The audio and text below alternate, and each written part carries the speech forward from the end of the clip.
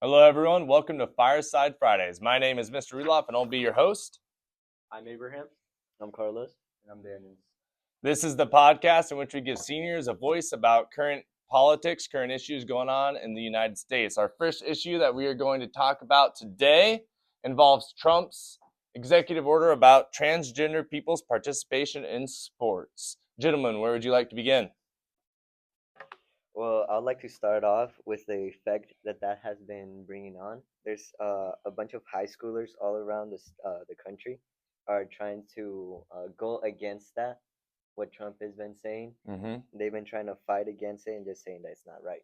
So, yeah, that's interesting. So let's start first here with a little bit of background, okay? So understanding Trump came in and his agenda was very different of that of his predecessor with Joe Biden in terms of LGBTQ plus rights and things of that nature. And so what you see happen here is Trump comes in and says no longer will transgender people be able to play in the sport that they transition to. They can only play in the sport or of which they were assigned at birth, right? The gender of which they were assigned at birth. And so it's definitely something that's new and interesting. The NCAA also came out and said this is a ruling that they're going to enforce as well. And so it brings about a unique issue. And so you were mentioning there, Carlos, that there's a lot of pushback from this, okay? And what kind of things are they doing to push back against this?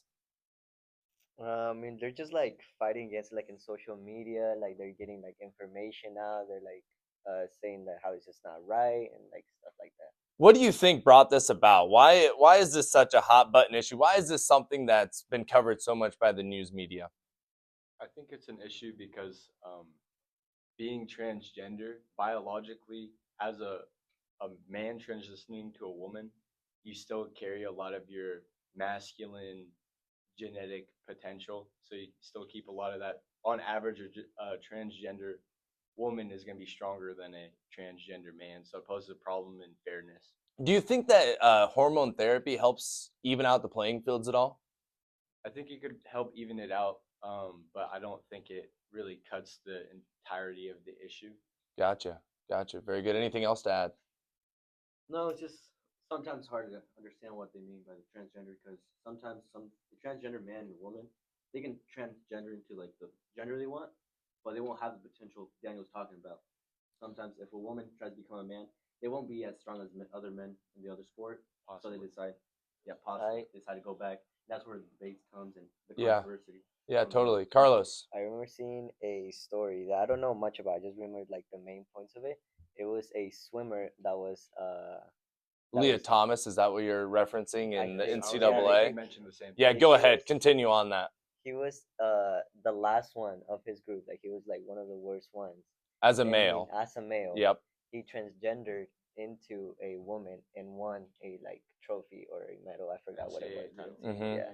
Yeah. So it definitely brings about a unique issue. Does it hurt women's sports? Do you guys think? Does transgenderism hurt women's sports? It kind of adds more people to the pool, and it could give an unfair advantage, I think. How do we provide equal opportunities for all individuals, right? I mean, we live in America here. Yeah.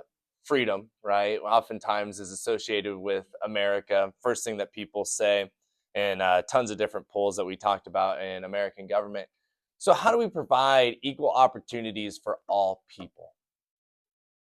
Well, I think what's going on right now is about the best that we could do because biologically, you're still whatever gender you're assigned at birth. So you still carry a lot of you still have your The genetic, yeah, your so still XY, your genetically XX. Yep. yeah. You still have that Y chromosome if you're a man. Uh-huh.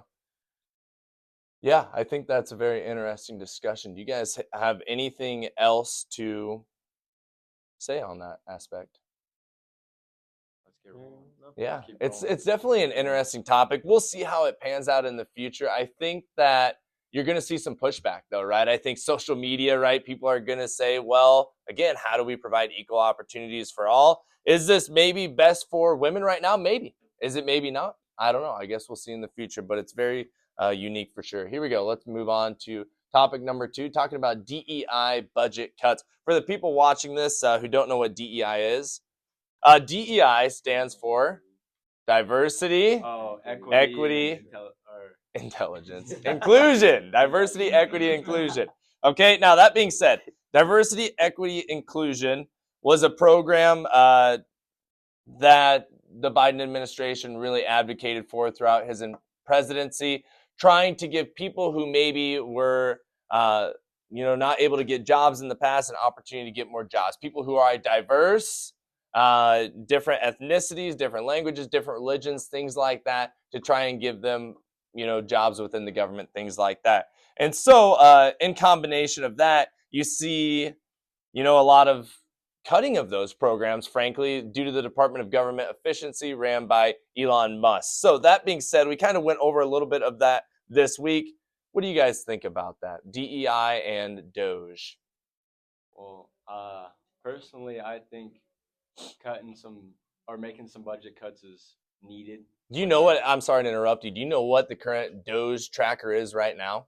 90 something Yeah, billion. $94 billion has already been cut by Elon Musk and Doge so far. Now, do you think a lot of taxpayers in the United States know where their tax dollars go? No, I bet most people have no idea. Yeah, most people might not know, right? And so it brings about a very interesting, unique, nuanced discussion here. So, as we think about it with DEI, right? What are some things that you guys have found that Doge is cutting in relation to that? Well, they're cutting what they see as wasteful spending. So, Hmm. especially in foreign countries, they're digging into stuff like example that we went over in class was that 47,000 that we sent to Colombia for a transgender opera, Yep. kind of stuff like that. That Yeah, wasn't really 20 million necessary. to Iran Yeah, for Sesame Street, things yeah, like that. And now it's important to understand as we're looking at those things, some of those didn't actually go, they were just proposed, yep, right? And so there's kind of some nuances there. But like I think 1.5 million was sent to Serbia for domestic relations, things like that, right? yeah. And so it's definitely interesting. Do you think that Doge is doing a good job overall? Yeah, yeah. Do you worry about them? I want you guys to fact check this right now, or really just look this stat up. How many jobs, federal employees, has Doge cut since Trump took office? Because why I'm bringing this up, do we worry about? I mean, think about it. I mean, they're going in with a hammer and a knife, and they're carving out, they're cutting out a whole bunch of different jobs, people's livelihoods. They're offering buyout programs, things of that nature. Do you worry about government workers' livelihoods after this due to how many of them have lost their jobs? Well, yeah, because it takes away, somebody's income while you are getting like a little, how'd you put it? A little check for it. Yeah, a buyout. A buyout. Yep. Yeah, you're getting a buyout for your position, but it's still a problem because then you have to search for another job because the buyout's only going to last so long, Yeah. and it might not match, what you're getting, your Yeah. salary. Yeah, for sure. Is it a fair thing to trade though to save the American people money and be more transparent about where American taxpayers are going, their money is going? Yeah, Yes. Yeah. And we have so much national debt that I feel like it's very important that we would have to make some cuts here and there too. How long do you think until Doge can reverse? We're at 30, what was it, $34 trillion in debt. Now we've talked about this week, right? The debt's 36 right now. Thank you. So we're in quite a bit of debt. And obviously some of it's tied up, in bonds, right? And our negative GDP and the interest that we owe back. How long do you think it will be until Doge can reverse the track that we're on? I don't think just Doge alone is going to be able to completely reverse that, but I think they can make a big impact because they've only been running for how long now? Um, For since yeah, January since 20th, essentially, since the yeah, so inauguration. like a month and maybe two, Yeah, and yeah. they've cut down on 90 billion, which is Well, Trump, and so this is, and perhaps you know where I'm going with this, is that Trump's putting tariffs on steel and aluminum, 25% from anywhere in the world, right? 25% on Mexico and Canada, although that's been halted, right, due yeah, to the agreements, and then to 15% from China. So it's been, to encourage domestic. yeah, Yeah, exactly, yeah. right? So, but is that going to drive up prices for American consumers? For Because sure. right Yeah, now, it for sure If you put will. tariffs on everything, we're gonna have a lot of inflation, or not inflation, but bring up prices, and then it will lead to inflation because if Yeah. prices go up, then More we're gonna inflate. Go ahead. Yeah, I think Yeah, you're gonna go there. more for like the China part. Like most of like the things, if we look around, like 90% of it is made in China. Yeah, a Like lot of it. Yeah. yeah, like most of our stuff, like everything. So will it bring more? I'm trying to get at here is it going to bring more dollars to the United States? Or are we going to be in a reactionary tariff war? Because China, like we know, has went to 15% reactionary tariffs on us. So is this going to be better, or is it going to be worse? Is there going to be a hurt before it gets better kind of concept? I mean, that's what Trump has kind of said. I don't know, Okay, what I right? see is like, I don't know if the government or mainly Trump is seen as an investment. It's not gonna happen right away. It's not gonna have a right away reaction. It's gonna bring the prices lower. But it's for the American people and the future of our children, people that are gonna be running this country. It'll bring the prices down eventually. Yeah, It's an investment. It can go bad. It can go good. yeah, Yeah, that's the thing. You have to decide. Do we want them to keep doing that, or do we want to protest and see how it's gonna go? See if we yeah, want to change something else. See if we want to update it. Yeah, do little fixes. I yeah. feel like it's a high risk, high reward situation. Like it's all depends of how like other countries react. Mm-hmm. Because like starting now, like other countries can see it as like the U.S. going too far. Because like putting tariffs on 3 countries now, Yeah, like if and he expands ultimately, that, I think I do want to mention here before I let you finish, the tariffs are designed to stop the drug fentanyl, right? But for sure, they're going to have some economic implications, we would say, right? And so it's like, what's going to happen, right? Continue. I apologize yeah, for it's interrupting. fine. I just like think that it's just like it depends how the countries react. If they react good and they go with what Trump is saying, it's gonna like lower the prices and it's gonna take out the amount of fentanyl coming into the country and Yeah, save lives. and build And jobs in America is the idea yeah, behind it, right? but if the countries react bad and start going more against the U.S., you can even like start making more problems. It can Mm-hmm. like make prices go up higher Yeah. with everything. I mean, with It's just BRICS like going on, right, which yeah, we talked about a little bit this week, kind of getting away from the US currency, there's for sure a lot of uncertainty there. Did you guys end up finding that stat that I asked you to look up? At least 9,300. 9,300 jobs that have been cut by Doge so far. So about 10,000 people without a job. So Yeah, and that affects the obviously, family too. what's that? And yeah, and that affects the family It too. So does, it's a yeah. And little more so than there's always positives and negatives, yeah. and I think we're working through that and understanding that. That's very good. Due to the sake of time, guys, we're going to go ahead and move on to our last topic today, which is the Gaza Strip. Gaza Strip obviously been something that's been talked about in the news for the last couple years, but frankly, it's been about issues that have been going on for a long time between the people of Israel, the people of Palestine, Muslims versus Jews, right? And so obviously they're at kind of a ceasefire right now. But what was something that Donald Trump's mentioned in recent news that you guys thought was interesting? But he wants to control that part. He wants to make it for the American people. Yeah, 'Cause, in the Gaza Strip, correct? yeah, God's strip, not Yep. the whole country.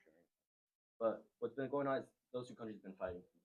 Well, mainly about religion, the Jewish and the Muslims. Mm-hmm. They keep fighting. It's not looking like they're gonna stop soon. Yeah. They might be in a what's it called, freeze fire or ceasefire? They're in a ceasefire right now. Ceasefire. I was reading today though how there was some uncertainty about like hostages being released, some American hostages. I Do you think Donald Trump is helping anything by saying he wants to take it over and create it as the Riviera of the Middle East, right? Do you think he could even do that? Let's answer those two questions. Is he helping? Do you think he could do that? I don't I think don't think he's really either either helping. because Yeah, Everyone's gonna have a say in it. It's not and just the United States going on controlling it. it's also countries. Muslims and the Jewish have been fighting over land like since the beginning, Mm-hmm. and I feel like stepping in and adding a third party into that wouldn't be the best idea because Mm-hmm. it's their promised land, whatever, to both of them. So I think they just have to duke it out, and I don't think we should step in.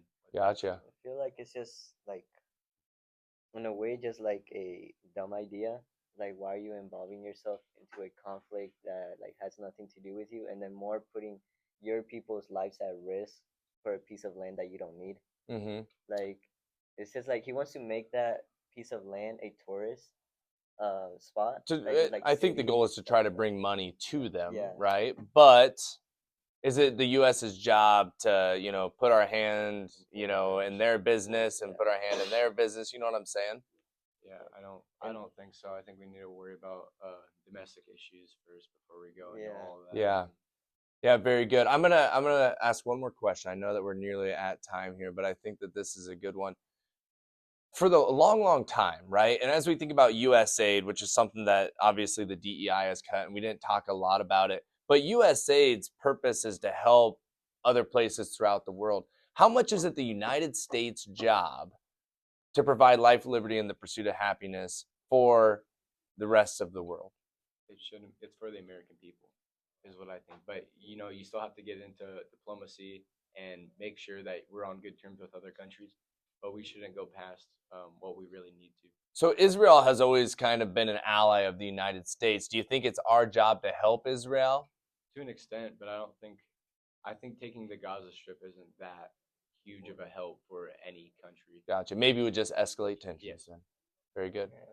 All right, awesome. Well, that is what we have for the lesson today. Thank you guys for tuning in and have a great Friday.